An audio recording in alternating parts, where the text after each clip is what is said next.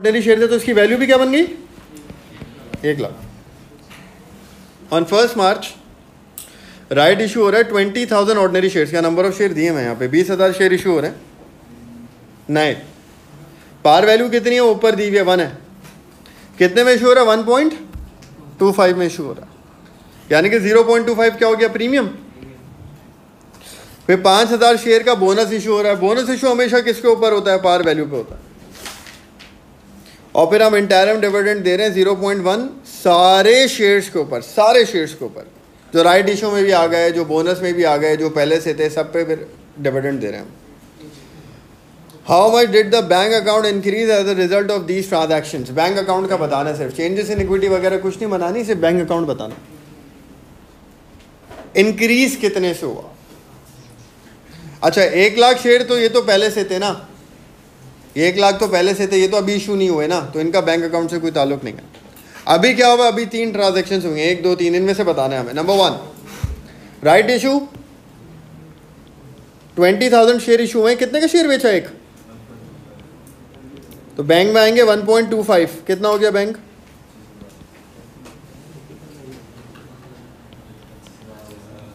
और ओएससी कितना हो जाएगा 20,000। शेयर प्रीमियम कितना हो जाएगा 1 पार वैल्यू प्रीमियम क्या था 0.25, कितना हो गया 5,000। तो पहली एंट्री में बैंक कितना आया 25,000 आ गया bank, plus 25,000 bank. Entry number 2 bonus issue. Bonus issue में पैसे आते हैं क्या, बोनस इशू में ना पैसे आते हैं ना पैसे, तो इसकी एंट्री नहीं बनाते ना। बैंक की बात कर रहा है तो बैंक पे इसका इफेक्ट कुछ नहीं पड़ेगा बोनस का। तीसरे की बात कर लें, डिविडेंड दे रहे 0.01 ऑन ऑल ऑर्डिनरी शेयर्स। पहले से कितने ऑर्डिनरी शेयर थे 1 लाख थे पहले से, नंबर ऑफ शेयर। फिर राइट इशू में कितने शेयर इशू हुए, बोनस में कितने हुए, तो टोटल शेयर आज कितने हो चुके हैं हमारे पास 1,25,000। इस पे डिविडेंड दे रहे हैं। कितना डिविडेंड दे रही है कंपनी 0.1, 12,500 का डिविडेंड पे कर रही है कंपनी। डिविडेंड पे करते हैं तो डबल एंट्री क्या बनती है, रिटेन प्रॉफिट डेबिट और बैंक क्रेडिट। तो retained profit debit 12,500, bank credit 12,000, तो बैंक से माइनस होगा 12,500। तो इन 3 ट्रांजैक्शन में से पहली ट्रांजैक्शन में बैंक आ रहा है 25,000, दूसरी ट्रांजैक्शन में बैंक की कोई इन्वॉल्वमेंट नहीं है, बोनस इशू है, ना बैंक आ रहा है ना जा रहा है, और तीसरी में डिविडेंड पे कर रहे हैं तो बैंक से 12,500 जा रहे हैं, तो 25,000 आ रहे हैं। दूसरी में कुछ भी नहीं हो रहा, तीसरी में 12,500 जा रहे हैं, तो नेट करें तो 12,500 क्या हो रहे हैं आखिर में प्लस हो रहे हैं। तो 12,500 से बैंक बढ़ रहा है इन 3 ट्रांजैक्शंस के बाद। ए आंसर हो जाएगा।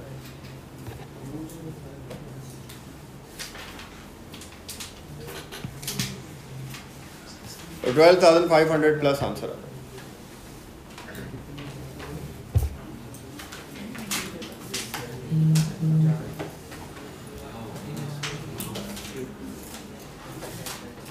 नंबर 16 देखें,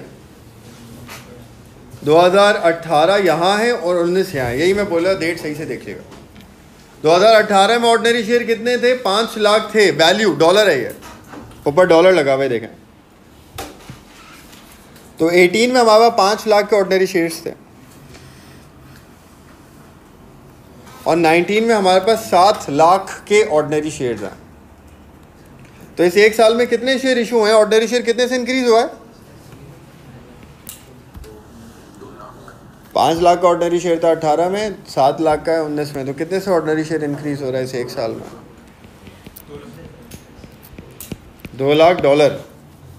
तो 2 लाख डॉलर से ऑर्डिनरी शेयर इंक्रीज हुआ है 1 साल में। पार वैल्यू कितनी है इसकी 0.5। शेयर प्रीमियम देखें 50,000 से कितना हुआ है 90,000, तो शेयर प्रीमियम 40,000 से इंक्रीज हुआ है इस 1 साल में। तो शेयर प्रीमियम इंक्रीज हुआ है 40,000। क्या डबल एंट्री बनी होगी, रिजर्व बढ़ता है तो क्या होता है डेबिट या क्रेडिट, ओएससी क्रेडिट हुआ होगा जितने से बढ़ा है, कितने से, 2 लाख से, और शेयर प्रीमियम भी रिजर्व है बढ़ा है तो क्रेडिट हुआ होगा कितने से, और बैंक डेबिट हुआ होगा कितने से, 2 लाख। लेकिन खैर अब रिक्वायरमेंट क्या है वो देखते हैं। ये कह रहे कितने ऑर्डिनरी शेयर्स इशू हुए हैं इस साल में, नंबर ऑफ ऑर्डिनरी शेयर्स कितने इशू हुए हैं वो तो ओएससी से पता चलेगा। ओएससी कितना इंक्रीज हुआ है,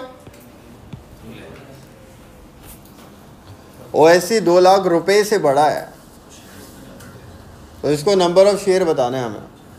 ओएससी की वैल्यू 2 लाख से बढ़ी है, लेकिन ये नंबर ऑफ शेयर कितने बढ़े, पार वैल्यू कितनी है, 0 पॉइंट। तो हम क्या करते हैं, अमाउंट को पार वैल्यू से डिवाइड करते हैं तो नंबर ऑफ शेयर आ जाते हैं। तो 2 लाख का ऑर्डिनरी शेयर बढ़ा है और ये पार वैल्यू से डिवाइड कर दें, कितने नंबर ऑफ शेयर हो गए, 4 lakh.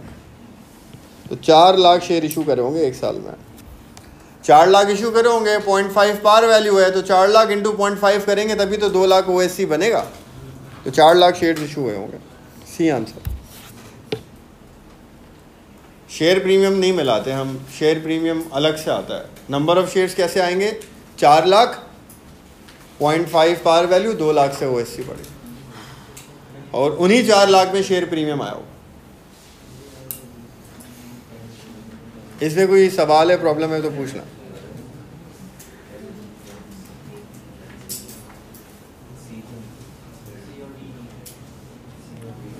Number 17, which action will increase companies current ratio. आप लोग खुद सॉल्व कर लें। करंट रेशियो कैसे बढ़ेगा, करंट रेशियो कैसे बढ़ता है, या तो आपके करंट एसेट्स इंक्रीज हो जाएं या आपकी करंट लायबिलिटीज डिक्रीज हो जाएं, बगैर करंट एसेट्स को डिक्रीज करे। Number 1, making an issue of bonus share. आप बोनस इशू करेंगे, ना पैसे आएंगे ना पैसे जाएंगे, इसका करंट एसेट्स पे कोई फर्क नहीं पड़ेगा, करंट रेशियो पे कोई फर्क नहीं पड़ेगा। Number 2, right issue. Right issue करेंगे तो पैसे आएंगे, बैंक डेबिट होगा राइट इशू में, राइट इशू में पैसे आते हैं, बैंक डेबिट होगा, बैंक डेबिट होगा तो बैंक इंक्रीज होगा, बैंक इंक्रीज होगा तो करंट एसेट्स बढ़ जाएंगे, और करंट लायबिलिटी पे कोई फर्क, इससे करंट रेशियो बढ़ेगा क्योंकि करंट एसेट बढ़ रहा है। पीबीटी ज़्यादा कर दें, आप पीबीटी ज़्यादा करेंगे तो वो डेटर से माइनस होगा तो करंट एसेट उससे कम होंगे, तो करंट रेशियो उससे कम होगा, बढ़ने की बात करें। डेप्रिसिएशन कम कर दें, डेप्रिसिएशन कम या ज़्यादा कर दें, उससे नॉन करंट एसेट पे फर्क पड़ेगा, करंट एसेट और करंट लायबिलिटी पे कोई फर्क, तो B answer. 18, a trader wishes to set a selling price, how does he use a markup। हम एलोकेशन अपॉर्चनमेंट करते हैं और जॉब कॉस्टिंग करते हैं, उसमें मार्कअप होता है। सेलिंग प्राइस निकालने के लिए हम क्या करते हैं, पहले हमारे पास क्या होनी चाहिए, प्रोडक्ट की कॉस्ट। कॉस्ट पे लगता है ना मार्कअप, कॉस्ट पे हम लगाते हैं मार्कअप, तो हमारे पास क्या आ जाता है, प्रॉफिट। हम कॉस्ट में उसको ऐड करते हैं तो हमारे पास क्या आ जाती है, तो by adding a percentage to the cost, a answer हो जाएगा। तो मार्कअप की परसेंटेज है वो हम किस पे लगाएंगे, कॉस्ट पे लगा के ऐड कर देंगे, कॉस्ट में हम परसेंटेज ऐड कर देंगे, हम सेलिंग प्राइस पे आ जाएंगे।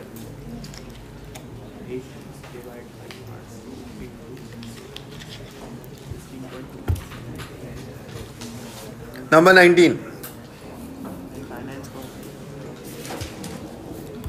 The following information is available for the year ended 31 दिसंबर 2018। 31 दिसंबर 2018 में साल खत्म हो रहा है। ये आपको पूरी इनकम स्टेटमेंट दी हुई है। Operating profit to sales ratio निकालना है, operating expenses to sale ratio निकालो, यानी कि expense divide by sale into 100 कर दें। कितने एक्सपेंस हैं, ये 2 एक्सपेंस है, देखें टोटल करें कितने बन रहे हैं एक्सपेंस, 95 और 35 कितने, 130 के बन गया एक्सपेंस, डिवाइड बाय सेल कितनी है, 8 lakh. Expense to sale ratio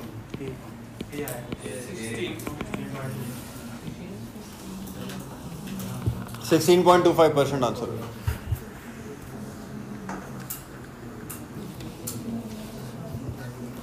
2020 आप लोगों को होमवर्क में करना था जून और नवंबर दोनों।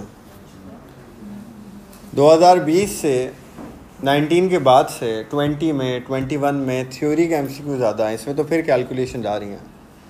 वहाँ थ्योरी MCQ ज़्यादा है, और जहाँ थ्योरी MCQ ज़्यादा होते हैं मुश्किल से सॉल्व होते हैं, उसके लिए टॉपिक और अंडरस्टैंडिंग बहुत ज़्यादा पक्की हो तो आप थ्योरी वाले MCQ सही करते हैं। अब 20 का पेपर सॉल्व कर लेगा, हम 19 से पीछे नहीं जाएंगे, हम फिर इसके बाद हम वेरिएंट्स कर लेंगे दूसरे। अब ये सब आप लोगों के करने का काम है, ये मेरा नहीं है कि मैं आपको बिठा के यहाँ पे एक एक MCQ खुद सॉल्व कर करके समझाऊँ आपको। मैं फिर से बता रहा हूँ, आप लोग जितने MCQ सॉल्व करेंगे आपको उतने MCQs आएंगे। आप नहीं सॉल्व करेंगे तो आप कुछ नहीं कर सकेंगे पेपर के अंदर। तो MCQ ज़्यादा से ज़्यादा सॉल्व कर। हाँ, जो गलत हो रहे हैं, जिनमें मसला हो रहा है, जो नहीं समझ में आ रहे, वो मेरा काम है आपको समझाना, सिर्फ वो काम है। अभी तो मुझे आप लोगों को बिठा के MCQ कराने पड़ रहे हैं। बहुत सारे आप में से बहुत सारे लोग तो करते हैं, और बहुत सारे लोग हैं जो पहली दफ़ा आके आज MCQ की क्लास ले रहे हैं। खैर अभी भी 2 दिन है, आप लोग MCQs करें, ज़्यादा से ज़्यादा पेपर सॉल्व करें। पहले पूरा पेपर सॉल्व करें, एक एक करके आंसर नहीं देखें। जो गलत हो रहे हैं उसको मार्क कर लें, जो नहीं सॉल्व हो रहे हैं उसको छोड़ दें। आखिर में आंसर चेक करें सारे, फिर जो गलत हुए हैं और जो नहीं सॉल्व हुए वो लेकर आ जाएं, क्वेरीज पूछ लें। इस तरह से आपके MCQ सही होंगे। MCQ नंबर 20 देख लें।